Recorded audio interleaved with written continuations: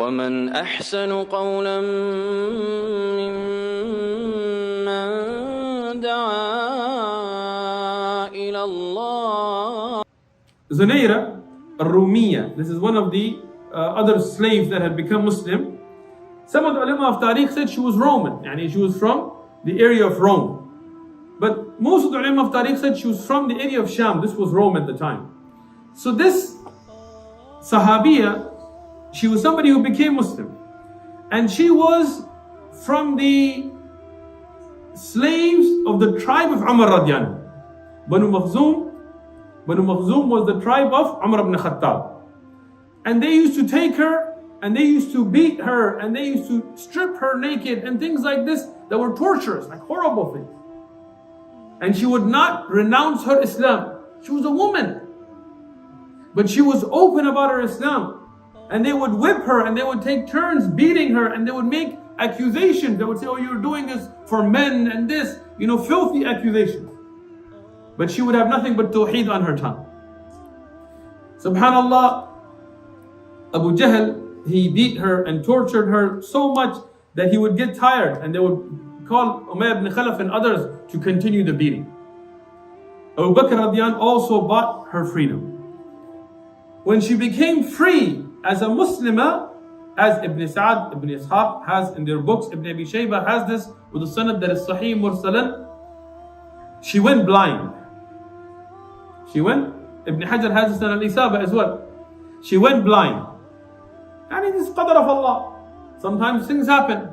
So what did the mushrikeen say? They said, see, Lat and Uzza made you blind. Look, you became Muslimah. You were free. Now the idols have made you blind. And this is something, again, I always want to relate to us today. Sometimes a brother will grow his beard, maybe he loses his job. Maybe a sister wears the niqab, maybe she loses her husband. Maybe somebody goes through a hardship after they come towards Islam. And the people of kufr, the people of desires, they will always blame that on their Islam. Look, because you became Muslim, this happened. Look, what did Islam bring you? We don't accept Islam to get worldly gain.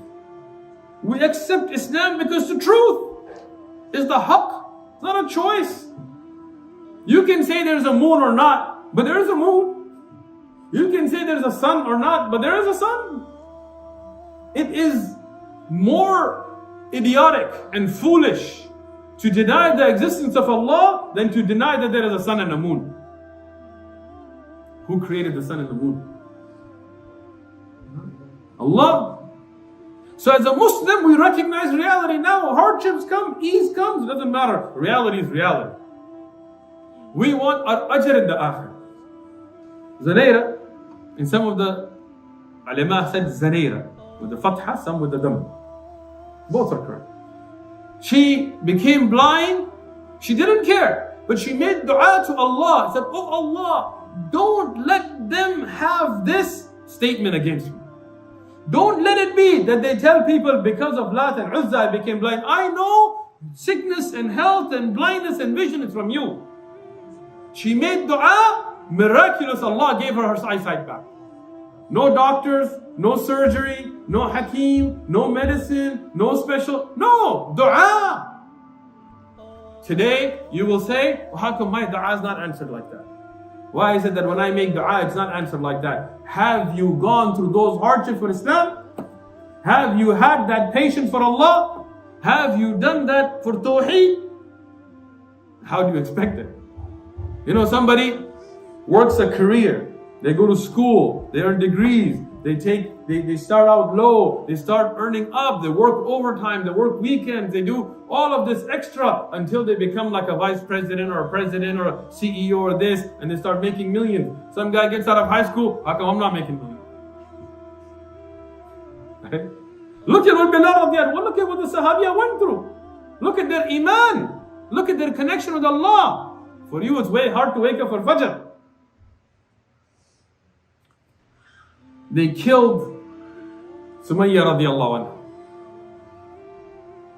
in front of her husband, in front of her son. This deen of Islam is something so valuable that we don't appreciate it. What sacrifices have been made for us to get this deen.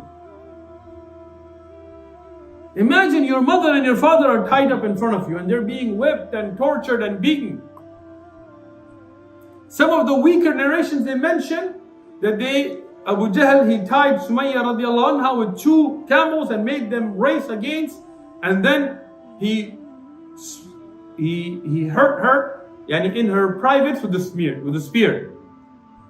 Some of the other narrations, they mention just that she was attacked in her private. He took a spear and hit her in her privates and killed her in front of her husband, in front of her son, who were tied. And with that, she did not leave Islam.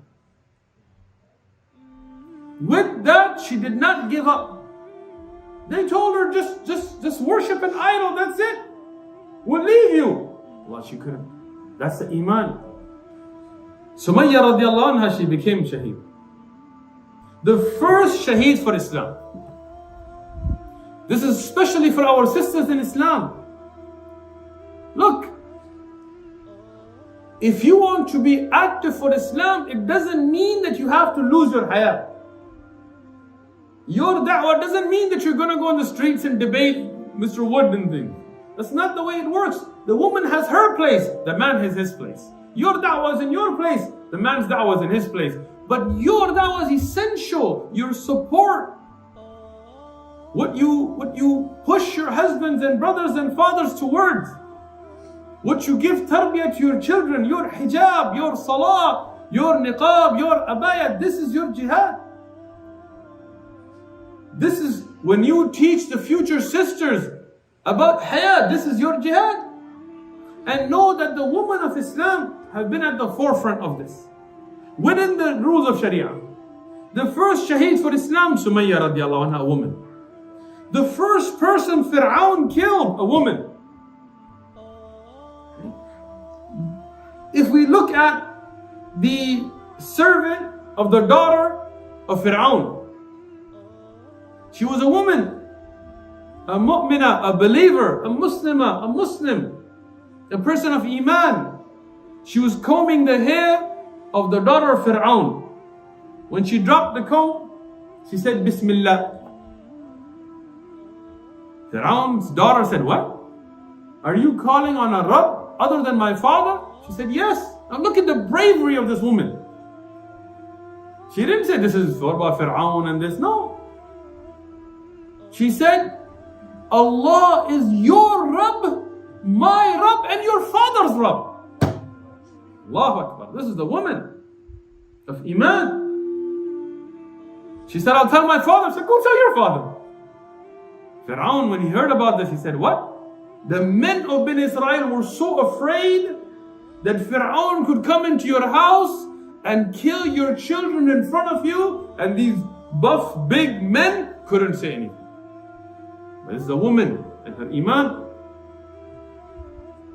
Fir'aun said, I'll kill you. She said, kill me. He said, I'll kill your kids.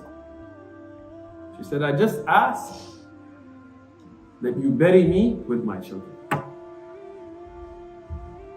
آمنت أن الآخرة لا بد يوما آتية كل الخلائق حاضرة كل السرائر بادية آمنت أن الآخرة لا بد يوما آتية كل الخلائق حاضرة كل السرائر بادية